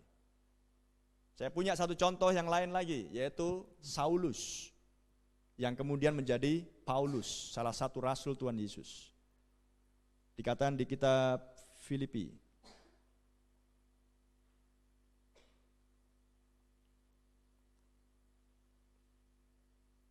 Ayat Filipi 3 ayat 4. Sekalipun aku juga ada alasan untuk menaruh percaya pada hal-hal lahiriah, jika ada orang lain menyangka dapat menaruh percaya pada hal-hal lahiriah, aku lebih lagi. Disunat pada hari ke-8 dari bangsa Israel, dari suku Benyamin, orang Ibrani asli, tentang pendirian tentang hukum Taurat, aku orang Farisi. Paulus adalah Farisi di atas Farisi. Orang baik, orang baik. Ada cacatnya? Tidak ada cacatnya. Tapi apa yang dibutuhkan oleh Paulus? Dilahirkan kembali. Dibaptis dalam nama Tuhan Yesus Kristus pada waktu itu di Kisah Rasul pasal 9 dan kemudian dipenuhi dengan Roh Kudus. Lihat, bahkan orang baik, orang yang tidak bercacat secara manusiawi di muka bumi, bahkan pengajar sekalipun atau jemaat sekalipun, amin, tetap harus sama-sama dilahirkan kembali. Haleluya. Sebab janji akan pengubahan tubuh ini sangat mulia. Hanya ada satu yang akan bisa menolong kita untuk kita bisa dilahirkan kembali, untuk kita bisa menerima janji pengubahan tubuh dan masuk ke surga, ke perjamuan kawin malam anak domba. Yaitu adalah jika Kristus Yesus sang anak diam di dalam kita. Haleluya. Puji nama Tuhan. Sehingga Roh Kudus akan mengajar kita, memimpin kita ke dalam seluruh kebenaran. Kita disucikan, kita dikuduskan, kita diperbaiki, kita dimurnikan, dan kita dibuat siap bagi kedatangan Tuhan. Hidup saudara akan berubah total. Meninggalkan segala hal-hal yang duniawi, yang daging. Dan akan selalu berpikir hal-hal yang surgawi. Terpujilah nama Tuhan. Ada amin. Karena misteri daripada kitab Wahyu ini yang berisi tentang ketujuh guru, berisi tentang ketujuh meterai, adalah rahasia Kristus sendiri. Maka Kristus harus menyingkapkan dirinya di akhir zaman, membuka isi kitab Wahyu, dan kembali ke Matius 24 ayat 35 tadi, tentang hari dan saat tidak ada seorang pun yang tahu. Inilah waktunya ketika Yesus, harinya dan waktunya telah tiba untuk membuka rahasia tersebut. Ini zamannya. Tapi tentang jam, bulan, tahun, menit, kalau saudara sudah masuk oleh Roh Kudus ke dalam penyingkapan misteri ini, nggak usah khawatir jam berapa pastor nanti Yesus datang. Nggak usah khawatir. Roh Kudus inilah akan menuntun kita langkah demi langkah, mengikuti firman yang tersingkap. Lama-lama Anda akan melihat tubuhmu diubahkan. Ya, begitulah dulunya Henok. Jam berapa Yesus datang ya? Oh, tinggal 5 menit lagi, siap-siap. Enggak seperti itu, ini bukan bicara kereta api lagi ini. Amin. Ini berbicara sesuatu yang ilahi. Di mana ketika Yesus datang yang kedua kelak mengambil mempelai wanitanya keluar dari bumi, dunia normal. Dunia dalam kondisi normal. Tidak ada seorang pun yang tahu. Makanya Yesus katakan di Yohanes 10 dan di Wahyu pasal 16, berjaga-jagalah, sebab aku akan datang seperti pencuri. Jadi untuk supaya membuat kita bisa terus berjaga alias membuka mata secara spiritual, maka Anda harus punya Roh Kudus di dalam. Sebab Allahnya Israel tidak pernah terlelap. Jadi supaya kita mampu berjaga-jaga, kapan saja Tuhan datang, saya melihat kedatangannya, Anda butuh Roh Yesus Kristus diam di sini. Itulah kelahiran kembali. Dan bukti bahwa Anda dilahirkan kembali, hidupmu diubahkan. Hal-hal yang daging, hal-hal yang duniawi akan dengan sendirinya rontok. Akan dengan sendirinya rontok. Step by step, langkah demi langkah, satu demi satu. Haleluya, terpujilah nama Tuhan. Dan hal yang paling mengerikan dari kekristenan adalah pengajaran yang melenceng. Itulah yang membuat iman umat Tuhan menjadi kacau. Tidak tahu lagi mana yang harus dipegang untuk membawa dirinya sampai kepada janji akan pengubahan tubuh. Sehingga kemudian masing-masing mencoba jalannya sendiri, bergabung dengan sekte ini, bergabung dengan gereja ini, nggak puas di sini pindah ke sini, nggak puas di sini pindah ke sini, cari pengajaran yang lebih bagus, apalagi di musim YouTube seperti ini, berlomba orang untuk tinggal aja di rumah, karena sudah banyak pengajaran di YouTube, tinggal pilih namanya siapa. Tapi yang kemudian hasilnya sama dengan, bingung aku Pak. Yang mana yang mau kupegang? Renungkan hal itu. Kalau Tuhan sendiri yang datang menggenapkan kitab Wahyu, inilah wahyu Yesus Kristus, tidak akan terjadi kebingungan. Saudara akan pasti, sepasti kami dari Medan menuju ke 3 ras, kami tahu jalan yang harus kami tempuh. Amin. Kalau kami nggak tahu jalan yang mana kami tempuh, ya otomatis mengembara. Udah nyampenya ini? Kayaknya dekat sini. Kayaknya kemarin ada rumput-rumput besar, padahal rumputnya udah dipotongin. Udah hilang jejak Anda. Renungkan hal itu. Kami tahu mau lewat mana. Mau lewat Kabanjai bisa, mau lewat tebing juga bisa. Kalau jalan menuju ke 3 ras, Anda tahu jalannya dan tidak akan tersesat dan tidak akan muter-muter dan bahkan tahu kalau nggak macet 3 jam. Udah pasti itu kalau nggak macet. Kalau nggak mogok kan gitu kan. Maka bagaimana dengan kalau Tuhan datang? Roh Kudus di dalam Anda membuat Anda sangat sensitif, peka. Haleluya. Alarm saudara nggak kehabisan baterai. Ketika dia datang, alarm Anda berbunyi. Amin. Hal yang sama dengan petani. Udah tahu kan kalau sekarang menanam, kapan panen? Nggak mungkin sekarang tanam, kira-kira mungkin Pak 10 bulan lagi. Emangnya Anda tanam apa rupanya? Masa tanam padi 10 bulan, yang betul aja lah. Bisa nangkap? Hal-hal yang jasmani hanya untuk memberitahukan pada saudara. Kedatangan Tuhan pun juga sama. Bukan sesuatu yang mereka-reka. Kayaknya. Dari 20 tahun yang lalu kayaknya. Kalau kitab Wahyu terbuka lebar di depan Anda, itu akan membuat saudara punya iman. Haleluya. Kapan saja Tuhan datang, aku siap. Tidak ada keraguan sedikit pun. Makanya dibutuhkan kelahiran kembali. Terpujilah nama Tuhan. Inilah yang problem sekarang dengan banyak pengajaran. Pak, aku udah lahir baru. Pak, aku udah lahir baru. Enggak, untuk menutup saya beritahu. Problem dengan kekristenan sampai dengan zaman ini secara umum, kekristenan secara umum adalah tidak sadar atau boleh saya katakan menyangkali fakta. Atau sebagian tidak tahu bahwa, perhatikan ini, bahwa gereja mula-mula yang sempurna yang dulu lahir di loteng Yerusalem, sesudah kematian dan kenaikan Tuhan Yesus, gereja mula-mula itu jatuh ke dalam dosa. Seperti dulunya Adam dan perempuan tersesat dan jatuh ke dalam dosa di Taman Eden. Itulah yang tidak dipahami. Gereja sudah jatuh ke dalam dosa pada abad 3. Sesudah penyaliban.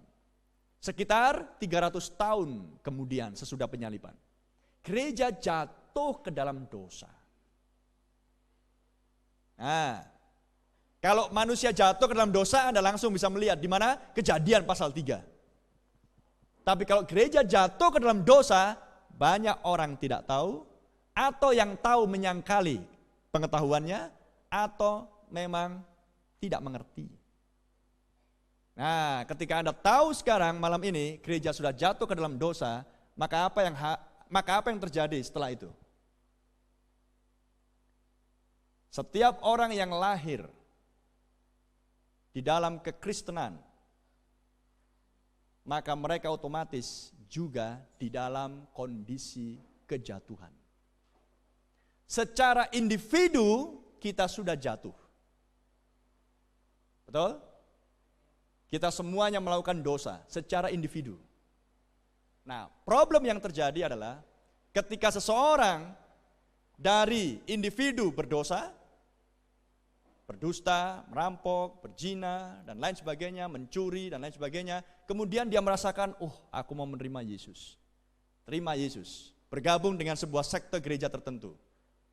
Dan dia berpikir, aku sudah selamat. Tunggu dulu. Secara jasmani, tubuh individu Anda berpikir selamat. Tapi secara gereja keseluruhan, dari mulai abad 3 sampai dengan abad 20, gereja sudah jatuh. Jadi pada prinsipnya, secara individu kita menyangka sudah selamat, tapi tidak sadar bahwa kita dilingkupi oleh dosa gerejawi. Sehingga apa yang terjadi ketika seseorang dilingkupi oleh dosa gerejawi? Rahasia firman ini tidak tersingkap. Maka genaplah Amsal katakan, jalan yang disangka lurus ujungnya menuju maut. Jadi apa yang Tuhan ingin kerjakan di akhir zaman dengan Dia sendiri, Apokalips, membukakan dirinya, membukakan rahasia kitab Wahyu ini secara komplit. Apa yang Tuhan inginkan dari kita? Apa yang Tuhan ingin raih dari kita? Adalah pertama,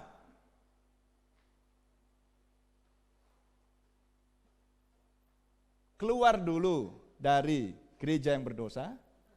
Betul? Setelah itu dibawa ke tempat yang aman, baru Yesus, ini sekarang dengarkan firman-Ku. Silakan. Bisa nangkap? Kalau saudara masih di tempat di mana di situ dosa gerejawi masih melingkupi, Tuhan tidak akan mengajar. Kitab Wahyu itu zaman gereja artinya seperti ini, enggak akan. Lihat, apakah Tuhan melalui Musa mengajar Israel di Mesir ketika Israel masih diperbudakan? Dikeluarkan dulu, baru diajar. Pertanyaan yang lain, apakah pemuda pada waktu mau menikahi pemudi istrinya mengajari di rumah bapaknya? Atau ditarik dulu keluar dari rumah bapaknya, menikah dulu, menyatu di rumahnya sendiri baru diajari istrinya? Jadi Tuhan akan mengajar kita di tempat yang Tuhan telah tentukan. Jadi dengan kata lain, secara tidak sadar seperti Nikodemus. Nikodemus menyangka dia sudah benar. Nikodemus. Tapi dia tidak sadar bahwa dia berada di dalam lingkup sistem yang salah.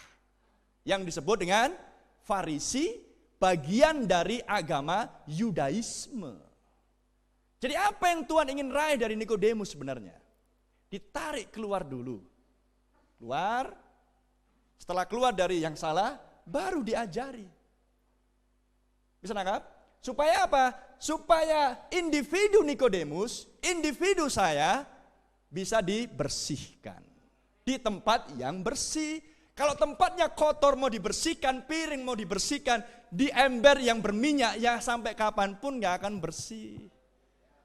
Dikeluarkan dulu dari ember air yang berminyak, ditaruh di ember dengan air yang bersih, maka piring akan bersih. Itulah yang Tuhan kerjakan kepada Saulus. Haleluya. Ini untuk menutup. Apa yang Tuhan lakukan pada Saulus? Tuhan datang pada Saulus, Saulus, Saulus, kenapa engkau menganiaya aku? Siapakah engkau Tuhan? Kata Saulus. Akulah Yesus yang engkau aniaya. Apa yang Tuhan kerjakan? Dia kirim Ananias, dia tarik Saulus yang masih buta, dibaptis dalam nama Tuhan Yesus, matanya melihat, dan Tuhan keluarkan dia dari Farisinya, dari Yudaismenya, dibawa ke tanah Arab, Yesus mengajar dia. Jadi Yesus gak akan mengajar Saulus selama masih di Farisi. Dikeluarkan dulu, baru diajar. Terpujilah nama Tuhan. Haleluya, haleluya. Sebelum ada sistem sekolah rumah, homeschooling, kemana anak diajar? Di rumah atau di sekolah? Keluar dulu dari rumah, masuk ke sekolah, di sekolah diajar. Bisa nangkap? Jadi Tuhan ingin mengajar kita, roh kebenaran ingin memimpin kita dalam seluruh kebenaran, kalau kita sudah dikeluarkan dulu. Jadi secara individu, kita masing-masing, saya juga, tanpa sadar, saya pikir saya sudah selamat. Ternyata saya berada di bawah lingkup sistem gerejawi yang sudah jatuh di abad 3. Tapi yang di akhir zaman Tuhan janjikan untuk menutup, Yoel 2 ayat 25. Aku akan memulihkan. Haleluya. Harus dimulai dulu dengan penyingkapan rahasia. Harus dimulai dulu dengan menarik individu keluar dari sistem yang salah. maka Roh Kudus pengajar akan mengajar individu tersebut dengan mengirimkan gembala-gembalanya yang sesuai dengan hatinya Tuhan. Yeremia 3:15. Puji nama Tuhan. Jadi kita akan teruskan sharing untuk semakin lebih dalam lagi, dan saya percaya kita semua diberkati dan kita hanya bersandar kepada Roh Kudus untuk membawa kita sampai kepada kesempurnaan. Saya serahkan pada hambanya, Pastor Tony, untuk mengambil alih. Tuhan berkati, Tuhan berkati kita semuanya. Salam. Haleluya.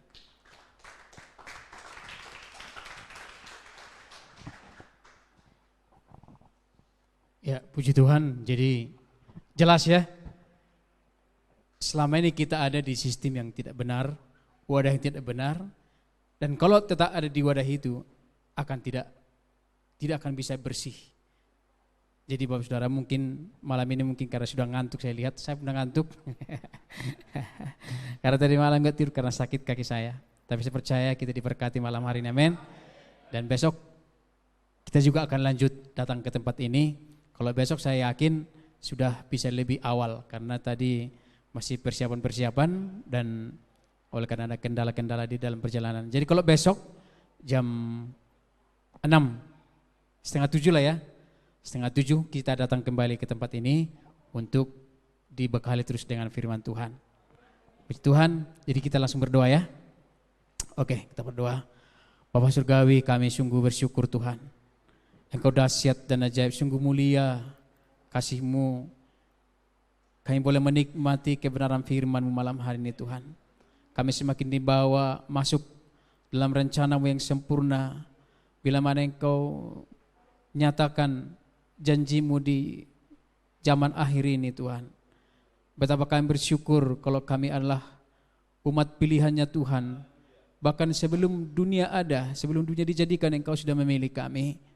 Tuhan, doa kami, permohonan kami, lanjutkan terus kasih-Mu, kebaikan-Mu. Bila esok sore malam masih ada pendalaman Alkitab, mari Tuhan tolong kami semua. Terlebih hamba-Mu dan tim yang datang dari Medan Tuhan. Kau melihat setiap keletihan, jeripaya mereka Tuhan. Tolong biarlah Engkau pulihkan kekuatan mereka. Berikan mereka kekuatan baru Bapa. Terima kasih Tuhan, sebentar kami akan berpisah pulang. Engkau jaga lindungi semua jemaat Tuhan yang akan kembali ke rumah masing-masing. Hindarkan dari segala sakit penyakit, kecelakaan. Bahkan kami percaya pemeliharaan Tuhan yang sempurna akan menjadi milik bagian kami. Sepanjang malam ini biar kami aman tentram dalam tangan Tuhan. Dalam nama Tuhan Yesus Kristus kami sudah bersyukur. Kami masuki malam hari ini, haleluya. Amin. Amin. Jadi puji Tuhan ya.